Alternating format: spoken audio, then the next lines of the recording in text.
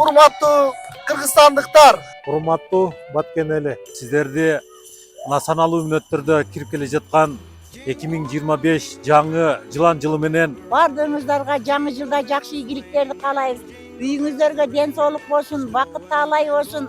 жергебизде тынчтык, элибизде ынтымак, коомубузда биримдик болуп, жыргалчылыкты өсүп өнүгүүнү алып келген болсун. Жаңы жыл токчулук болсун, тынчтык болсун. Баткен облусубуз өнүкүп, өскөн аймактардын катарына кошулган облустардан болсун.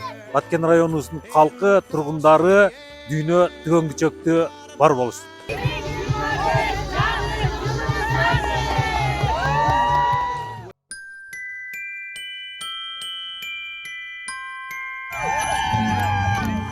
Жаңы жылыңыздар менен